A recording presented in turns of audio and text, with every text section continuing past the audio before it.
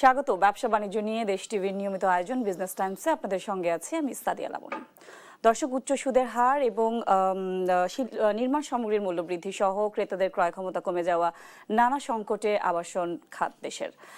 এই অবস্থাতেই আসছে 2026-27 অর্থ বছরের বাজেট। এই বাজেটে আবাসন খাত সংশ্লিষ্ট তাদের প্রত্যাশা কি এবং চ্যালেঞ্জগুলোকে কি, এসব বিষয় নিয়ে আমাদের আজকের আয়োজন। আলোচনায় আমাদের সঙ্গে আছেন রিহাবের vice president finance doctor Mohammad Harunur Rashid. আপনাকে স্বাগত। জি, আপনাকে আসসালামু আলাইকুম। জি, প্রথমেই আপনার কাছে আমি জানতে চাই, গতকাল আপনাদের গভর্নরের সঙ্গে একটা বৈঠক ছিল। ওই বৈঠকে আসলে কি কি বিষয় আলোচনা হয়েছে এবং আপনাদের যেসব সংকট চলছে আবাসন খাতে, ওই সংকট মোকাবেলায় আপনারা কি কি ধরনের কি কি প্রস্তাব করেছেন? ধন্যবাদ আপনাকে এবং দেশ টিভির দর্শক শ্রোতাদেরকে। কালকে আমাদের বিকালে পূর্ব নির্ধারিত একটা মিটিং ছিল গভর্নর মহোদয়ের সাথে। আমরা সুনির্দিষ্টভাবে কয়েকটা প্রস্তাব দিয়েছি মাননীয় গভর্নরকে। প্রথম প্রস্তাব হলো অন্ন, বস্ত্র, বাসস্থান, এটা মানুষের একটা নিড, প্রয়োজন। সারা পৃথিবীতে দেখবেন যে যারা প্রথম প্লট কিনে তার জন্য সরকারের পক্ষ থেকে প্রণোদনা দেওয়া হয়। তা আমরা বলেছি যে যেহেতু আমরা গভর্নমেন্টের একটা ডেভেলপমেন্ট পার্টনার, যেহেতু আমরা এটা করি, এই প্লট আমরা মানুষকে প্রদান করি, তাহলে যারা প্লট প্রথম কিনবে, প্রথম ক্রেতাকে যেন গভর্নমেন্ট খুব সিঙ্গেল ডিজিটে, খুব নামে মাত্র মূল্যে দীর্ঘমেয়াদী কিস্তিতে প্লট কেনার সুযোগ করে দেয়। এটা কি একদমই মানে অবাস্তব প্রস্তাবনা বলে মনে হয় না? আপনার আমার সবার কিন্তু একটা মানে নিড, অন্ন, বস্ত্র, বাসস্থান, শিক্ষা, চিকিৎসা, সেটা তো রাষ্ট্রের দায়িত্ব, রাষ্ট্র করে দিতে হবে জনগণকে। তা আমরা যেটা করি, অত এটা তো মানে একজন মানুষকে তার খাওয়ার ক্ষেত্রে, বাসস্থানের ক্ষেত্রে, শিক্ষার ক্ষেত্রে, চিকিৎসার ক্ষেত্রে এটা তো রাষ্ট্রকে করে দিতে হবে। তো এটা রিহাব করছে, অতএব এখানে তো এটা একেবারে বাস্তবিক বিষয়, এটা সারা পৃথিবীতে আছে, কিন্তু আমাদের দেশে নাই। অতএব এটা মানুষ একটা মৌলিক অধিকার। আপনাদের এমন প্রস্তাবনায় গভর্নর কি বলেছে? গভর্নর এটাতে একমত হয়েছে, বলছে এটা অবশ্যই উচিত, এটা একটা বিষয়। দ্বিতীয়ত বলেছি আমরা যে সিঙ্গেল ডিজিটের দীর্ঘমেয়াদী আপনার লোন ফ্যাসিলিটি যেন পায়। কারণ 10 বছর মেয়াদিতে একজন লোকে 1 কোটি টাকা, একজন যারা চাকরিজীবী তাদের পক্ষ থেকে 10 বছরের ভিতরে তার টাকাটা পরিশোধ করা সম্ভব হয় না। অর্থাৎ এটা যদি 20 বছর 30 বছর মেয়াদি থাকে, তাহলে কিন্তু সে প্লট এভেল করতে তার জন্য সুবিধা হয়। সে ভাড়ার টাকা দিয়ে কিন্তু সে প্লটের কিস্তি পরিশোধ করতে পারে। এটা আমরা একটা দাবি করেছি। এটা আমরা একটা প্রণোদনা দাবি করেছি যে মিনিমাম 5,000 কোটি টাকার একটা প্রণোদনা প্যাকেজ যদি এই খাতে দেয়, তাহলে এই খাত সংশ্লিষ্ট যারা আছে তারা এই নির্মাণের কাজগুলোকে করতে সুবিধা হবে। এভাবে আমরা কয়েকটা সুনির্দিষ্ট দাবি দিয়েছি, যে মাননীয় গভর্নর মহোদয় বলেছেন যে এই প্রস্তাবগুলো তারা মাননীয় মন্ত্রী সহ সংশ্লিষ্টদের সাথে আলাপ করে এটাকে সমাধান করার আশ্বাস করেছেন।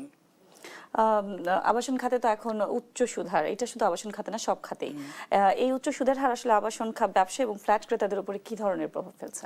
অবশ্যই নেতিবাচক প্রভাব ফেলছে। কারণ আপনি জানেন যে আবাসন খাতটা হলো মানুষের একটা মৌলিক নিড। মানুষের একটা ছোটকাল থেকে একটা কল্পনা থাকে, স্বপ্ন থাকে যে আবাসন সেক্টরে তার একটা প্লট থাকবে, প্রত্যেকটা পরিবারে থাকে। কিন্তু এই খাতে আপনার যেভাবে আপনার সুদের হার বৃদ্ধি এবং আপনার নির্মাণ সামগ্রী লাফায় লাফায় বৃদ্ধি পাচ্ছে, এর মাধ্যমে কিন্তু এটা আফটারঅল কিন্তু যারা প্রান্তিক ক্রেতা তাদের জন্যই কিন্তু এটা একটা বার্ডেন হয়ে যাচ্ছে। আগে যেরকম মধ্যবিত্ত পরিবার বা নিম্ন মধ্যবিত্ত পরিবারেরা প্লট কিনতে খুব মানে স্বাচ্ছন্দ্যে কিনতে পারতো, এটা কিন্তু দিন দিন যদি এই জিনিসটাকে সমাধান না করা যায়, সুদের হার যদি সিঙ্গেল ডিজিটে না করা যায়, নির্মাণ সামগ্রী বৃদ্ধির ক্ষেত্রে যদি এটাকে লাগাম টেনে না ধরা যায়, তাহলে কিন্তু একটা সময় নিম্ন মধ্যবিত্তদের কাছে আর প্লট থাকবে না।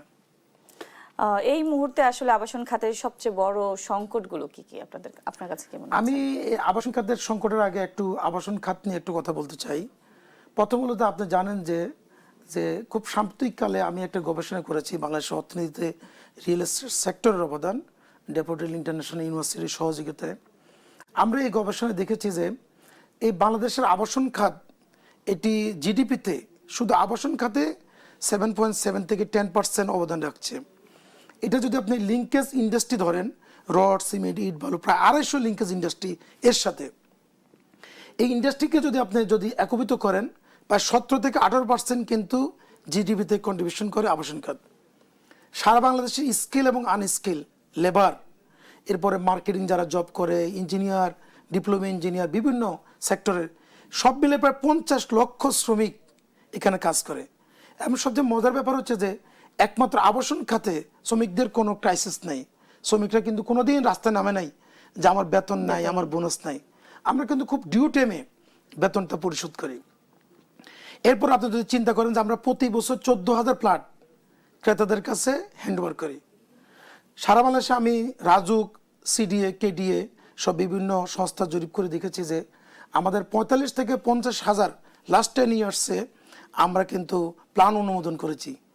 আজকে ঢাকা শহরে যে নান্দনিক যে পরিবেশ দেখছেন, উচ্চ অট্টালিকা যে নতুন নতুন শহর সাজছে, এটা কিন্তু আবাসন খাতের কারণেই কিন্তু হচ্ছে। তো এটা একটা বড় ধরনের একটা ইন্ডাস্ট্রি, এটা কিন্তু এখন প্রান্তিক কোনো খাত না, এটা একটা মূল খাত যেটা রাষ্ট্রের একটা ডেভেলপমেন্ট পার্টনার। এই খাতেই কিন্তু আমরা দেখেছি নানান ধরনের সংকটের মুখে এবং এর সাথে নির্মাণ সামগ্রীর যে মূল্য বৃদ্ধি, একজন ক্রেতা হয়তো বা একটা ফ্ল্যাট কখনো 50 লাখ টাকায় সে বুক দিল, কিন্তু টাইমিং এর কারণে এবং এইটার দাম বৃদ্ধির কারণে নির্মাণ সামগ্রী সেটা অনেক দাম হয়ে যায়। এই ব্যাপারটা, এই বিষয়গুলো নিয়ে আপনাদের এক্ষেত্রে আমি যেটা বলছি এবং রাষ্ট্রকে বলবো এখন আপনার মাধ্যমে, যে পৃথিবীতে কিন্তু কোথাও কিন্তু নির্মাণ সামগ্রী ভাবে লাফায় লাফায় বৃদ্ধি করার কোনো প্রবণতা নেই। আমি বলছি যে এক্ষেত্রে আমাদের বলছে যে একটা ওয়ান স্টপ সার্ভিস করার জন্য। ওয়ান স্টপ সার্ভিসটা কি? রড, সিমেন্ট, ইট, বালু, সিরামিক থেকে শুরু করে যারা যারা নির্মাণ সামগ্রী বৃদ্ধি করতে চায়, সেটা ইন্টারন্যাশনাল মার্কেট হোক বা যুদ্ধ বিগ্রহ ক্রাইসিস হোক, ডলার সংকট হোক, তেলের মার্কেট হোক, যারাই বৃদ্ধি করতে চায় তারা বাণিজ্য মন্ত্রণালয়ের মাধ্যমে বা গৃহ মন্ত্রণালয়ের মাধ্যমে তারা আবেদন করবে, সেখানে রিহাবও আসবে। কত পরিমাণ নির্মাণ সামগ্রী বৃদ্ধি পাচ্ছে এবং সেই পরিমাণ রিহাবকেও ওই পরিমাণ প্লট বৃদ্ধির জন্য অনুমতি দিবে। এখন কিন্তু নির্মাণ সামগ্রী বৃদ্ধি পাচ্ছে লাফায় লাফায়, সে অনুযায়ী কিন্তু প্লট আমরা যারা বিক্রি করি এই হাউজিং সেক্টরে, আমরা কিন্তু সেভাবে বৃদ্ধি করতে পারছি না, যেহেতু আমাদের একটা চুক্তি থাকে, আমাদের একটা টার্ম অফ কন্ডিশনে 3 বছরের একটা চুক্তি থাকে। এই চুক্তি অনুযায়ী কিন্তু আমাদেরকে কাজ করে যাচ্ছে, যার কারণে এটা কিন্তু একটা অস্থিতিশীল পরিবেশ তৈরি হচ্ছে। গত যদি আপনি 5 বছর ধরেন, সেক্ষেত্রে গত 5 বছরের তুলনায় এখন নির্মাণ সামগ্রীর দাম আসলে কতটা বেড়েছে? 5 বছর যদি চিন্তা করেন, এখন প্রায় 30% নির্মাণ সামগ্রী বৃদ্ধি পেয়েছে। 5 বছর যদি চিন্তা করেন, এর প্রভাব কি কোনোভাবে ক্রেতাদের উপরে পড়ছে কিনা এবং আপনাদের ফ্ল্যাট বিক্রি বা এই প্রকল্প বাস্তবায়নের ক্ষেত্রে কি ধরনের প্রভাব ফেলছে? আমি আপনাকে একটু তথ্য দিই। যেমন মনে করেন গত 5 বছর আগে যদি আপনি চিন্তা করেন, সেখানে আপনার 60,000 টাকার নিচে রড ছিল, সেই রডটা এখন আপনার প্রায় 90-95,000 বা 1 লাখ টাকা, কোনো সময় 1 লাখ টাকার উপর উঠে যায়। এরপরে সিমেন্টের কথা বলি, ইটের কথা বলি, বালুর কথা বলি, মানে সকল নির্মাণ সামগ্রী বৃদ্ধি পাচ্ছে। আমি তো গড়ে আপনার লিঙ্ক ইন্ডাস্ট্রিগুলোকে 30% বলছি। আপনি যদি আলাদা আলাদা যদি চিন্তা করেন, সেটা কিন্তু কোনোটা দেখা যাচ্ছে যে 60%, 70%, 80% হচ্ছে। আর যেহেতু নির্মাণ সামগ্রী বৃদ্ধি পাচ্ছে এবং আপনার জমির রেশিও থেকে শুরু করে প্লট বিক্রয়ের ক্ষেত্রে অবশ্যই রেট বেড়েছে এবং এটা যদি গভর্নমেন্ট যদি এখন যদি এটা লাগাম টেনে না ধরে বৃদ্ধির ক্ষেত্রে, তাহলে একটা সময় দেখা যাবে যে আপনার এই প্লট কিন্তু আর আপনার মধ্যবিত্তরা কিনতে পারবে না। সেটাই বলছি যে মধ্যবিত্তের জন্য ফ্ল্যাট বাড়ি বা ফ্ল্যাট কেনা তো দিন দিন একটা অনেক স্বপ্ন হয়ে গেছে। মানে এইটা থেকে আমরা আসলে কিভাবে বের হব? এই ক্ষেত্রে আমাদের রিহাবের পক্ষ থেকে পরামর্শ হলো যে গভর্নমেন্টে দেখবেন অনেক জায়গায় খাস জমি আছে প্রচুর পরিমাণ। আপনি মিরপুর বলেন, পূর্বাঞ্চলের দিকে বলেন, ঢাকার ভিতরে বলেন, অনেক কিছু বলেন। আমাদের রিহাবের পক্ষ থেকে দাবি যে গভর্নমেন্ট যদি এই জমিনগুলো যদি রিহাবকে দেওয়া হয়, তাহলে আমরা তো জমির মালিককে 50% দিয়ে দিচ্ছি। ধরেন এখন প্লটের মূল্য এই অঞ্চলে 6,000 টাকা। তো গভর্নমেন্ট যদি আমাদেরকে যদি নিম্নবিত্ত বা নিম্ন উচ্চবিত্ত মধ্যবিত্তের জন্য যদি প্লট কেনার জন্য আমাদের সাথে চুক্তি করে, তাহলে আমরা কিন্তু এই 6,000 টাকার প্লট 3,000 টাকা দিতে পারি, 4,000 টাকা দিতে পারি, তাহলে তো নিম্ন মধ্যবিত্তের জন্য প্লট থাকলো। হারুনুর রশিদ, আমরা আবারও আলোচনায় ফিরবো, একটু বিরতি নিয়ে ফিরছি। জি, দেখছেন বিজনেস টাইমস, ফিরছি বিরতির পর।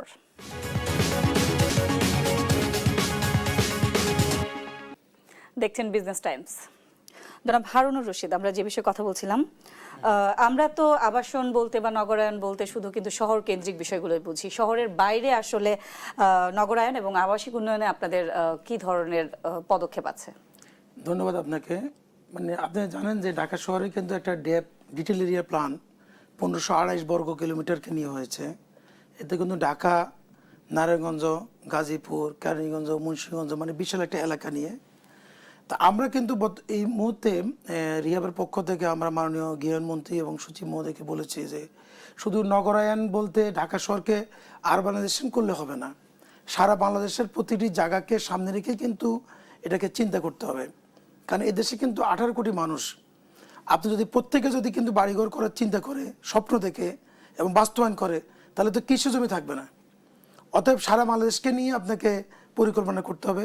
সারা বাংলাদেশকে নিয়ে যদি আপনি পরিকল্পনা করেন, সেখানে কোন জায়গায় প্লাট হবে, কোন জায়গায় আপনি ইন্ডাস্ট্রি হবে, কোন জায়গায় কৃষিকাজ হবে, কোন জায়গায় জলাশয় থাকবে, তার মানে প্রত্যেকটা জায়গাকে আপনাকে মেনটেন করতে হবে, মেনশন করতে হবে। আর যদি আপনি মেনশন করতে পারেন, তাহলে ভবিষ্যৎ প্রজন্মের কাছে আমরা কিন্তু একটা সমৃদ্ধ বাংলাদেশ রেখে সেখানে দিতে সক্ষম হব। আপনাদের ভূমিকাটা তো সবচেয়ে জরুরি। আসলে আপনারা কি ভাবছেন? আমরা অবশ্যই আমরা মনে করি যে গভর্নমেন্টের, আমরা যেহেতু উন্নয়ন পার্টনার, আমরা চাই যে সরকার যে যে কাজে যে জায়গায় আমাদেরকে সুযোগ দিবে, সুবিধা দিবে, আমরা সে জায়গায় সরকারের সাথে থাকতে চাই।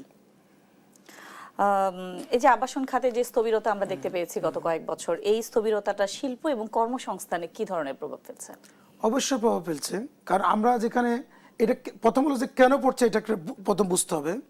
বর্তমান কিন্তু যেমন 2008-এর যে একটা বিধিমালা ছিল রাজুকের, নির্মাণ বিধিমালা 2008, সেই বিধিমালাটা হঠাৎ করে 2022-এর আগস্টে এসে আপনার এই বিধিমালাটা চেঞ্জ করে তৎকালীন সরকার একটা নতুন করে একটা বিধিমালা হলো। আপনাকে একটা কথা বলে যে আগে যেমন প্রতি কাঠা জমিনে 3.5টা করে প্লাট করা যেত, নর্মালি 10 তলা একটা বিল্ডিং করা যেত। কিন্তু হঠাৎ করে এই বিধিমালা এসে তারা বলছে যে না, প্রতি কাঠা 2টার বেশি প্লাট করা যাবে না, 2টার প্লাস ম্যানেজ করছে। যখন এই প্লাস ম্যানেজ করছে, জমির মালিক বলতেছে যে আমি তাহলে তোমাকে জমি দিব না, কারণ আমার ভাইয়ের জমিন 5 কাঠা হচ্ছে 10 তলা, আর আমার 5 কাঠা জমিন হচ্ছে এখন 8 তলা 7 তলা। তার মানে যে এখানে তো আমি প্লাট, জমির মালিক আমাকে জমি দিচ্ছে না, ডাবল আবার জমি নিতে পারছে না, স্থবিরতা তো এখানে আসতেছে। 1 2 নম্বরে যে আপনি যদি চিন্তা করেন যে এই বিধিমালা যদি পরিবর্তন না হয়, সংশোধন না হয়, তাহলে এই স্থবিরতা আরও দীর্ঘমেয়াদী হবে এবং এর মাধ্যমে একটা এদেশে স্কিল আনস্কিল যে আমরা পাই 50 থেকে 55 লক্ষ শ্রমিকের কাজ করে তারাও চাকরি হারাবে। আমি একটু অন্য প্রসঙ্গে আসি। প্রতি বছরই আমরা দেখি যে বাজেটে কালো টাকা সাদা করার যে সুযোগটা থাকে সেটা আবাসন খাতেই থাকে। এই বিগত বছরগুলোতে এই সুযোগ কাজে লাগিয়ে আসলে কি ধরনের কত ব্যক্তি প্রতিষ্ঠান তাদের কালো টাকা সাদা করেছে এবং এইটার প্রভাবটা কেমন পড়ে আপনাদের খাতে? আসলে এই কথাটা আসলে আবাসন সেক্টরের উপর এটা এক ধরনের বলা যায় যে এটাকে কি বলবো, ব্লেমই বলবো। এটা আবাসন সেক্টরে যে একমাত্র করে বিষয়টা এমনটা না, আবাসন সেক্টরে যে একমাত্র করে বিষয়টা এমনটা না। আপনাকে আমি একটা কথা বলি, এই 2024-25 অর্থ বছরে আমাদের শুধু রাজস্ব আমরা দিয়েছি 26,700 কোটি টাকার মতো, শুধু ব্যাড ট্যাক্স আমরা আবাসন সেক্টর থেকে দিয়েছি। আমরা এত পরিমাণ ব্যাড ট্যাক্স রাজস্ব খাতে দেওয়ার পরেও সরকারের পক্ষ থেকে কোনো নীতি সহায়তা আমাদের কাছে নাই। আমরা বলছি যে কালো টাকা সাদা করার দরকার নেই, কালো টাকা এখানে বিনিয়োগেরও কোনো প্রয়োজন নেই, আমাদেরকে গভর্নমেন্টের পক্ষ থেকে একটা নীতি সহায়তা দেন। নীতি সহায়তা আপনাকে যদি বলি, সেটা হলো যে এখন অনেকে প্লট কিনছে কিন্তু প্লটটা কিন্তু রেজিস্ট্রেশন নিচ্ছে না। কেন নিচ্ছে না? সাউথ এশিয়ার যদি আপনি যদি আশপাশে যদি রাষ্ট্রগুলো চিন্তা করেন, ভারত, পাকিস্তান, শ্রীলঙ্কা, মায়ানমার থেকে শুরু করে আশপাশের রাষ্ট্রগুলো, সেখানে কিন্তু সিঙ্গেল 7 থেকে 8% কিন্তু রেজিস্ট্রেশন করা যায়। হ্যাঁ, নিবন্ধন ব্যয়টা আমাদের অনেক বেশি, কিন্তু এখানে কিন্তু নিবন্ধন ব্যয়টা হলো 17 থেকে 22% পর্যন্ত। আমরা বলছি যে এখানে আপনি নিবন্ধন ব্যয়টা কমান, তাহলে একটা নিবন্ধন ব্যয় যদি আপনি কমান, একটা লোক 1 কোটি টাকা দিয়ে একটা প্লট কিনে আপনি 22% নিচ্ছেন, 70% নিচ্ছেন। এটা যদি আপনি 8% নেন, তাহলে পুরো 1 কোটি টাকায় কিন্তু সে সাদা করতে পারলো। তাহলে এখানে তো কালো টাকা করার কোনো প্রশ্নই আসে না। আপনি নিবন্ধন ব্যয়টা বাড়ানোর মাধ্যমে মূলত পক্ষে মানুষকে কালো টাকা রাখার একটা উৎসাহিত করতেছেন। আবার আরেকটা কথা আমি বলি, আমাদের রিহাবের পক্ষ থেকে বলি, সেটা হলো যে এদেশের টাকা যেন এদেশে থাকে। এক্ষেত্রে আপনি অবশ্যই বুঝবেন, আপনার যদি একটা গাড়ি থাকে, এই গাড়িটা প্রথম রেজিস্ট্রেশন কিন্তু 1 লাখ টাকা দিয়ে করেন, যখন এটা ট্রান্সফার করেন মাত্র 10,000 টাকা ট্রান্সফার হয়। যে আমরা একদমই শেষের দিকে চলে আসছি। এই ক্ষেত্রে আমি একটু বলে ফেলি যে এখানে কিন্তু আমাদের ক্ষেত্রে রেজিস্ট্রেশন ক্ষেত্রে আপনি একটা প্লট কিনলেন, এটা 10 লাখ টাকা রেজিস্ট্রেশন করলো, বিক্রি করলো, আবার আজ যে কিনবে সেও 10 লাখ টাকা, তৃতীয় ব্যক্তিও 10 লাখ টাকা। এটা যদি সেকেন্ডারি যদি নামে মাত্র ট্রান্সফার ফি হতো, তাহলে টাকার বিনিয়োগ এখানে থাকতো, বিদেশ থেকে বিনিয়োগ আনার দরকার ছিল না। এই দেশের মানুষটাই কিন্তু বড় একটা সেকেন্ডারি মার্কেট তৈরি করতে পারতো। আপনাকে অসংখ্য ধন্যবাদ আমাদের সঙ্গে যুক্ত হওয়ার জন্য। যে আপনাকেও ধন্যবাদ, দেশ টিভির দর্শক শ্রোতাদেরকেও ধন্যবাদ। আসসালামু আলাইকুম রহমতুল্লাহ। দর্শক, আবাসন খাতের সংকট ও সম্ভাবনা নিয়ে আমরা কথা বলছিলাম রিহাবের vice president finance doctor Mohammad Harun রশিদের সঙ্গে থাকার জন্য ধন্যবাদ।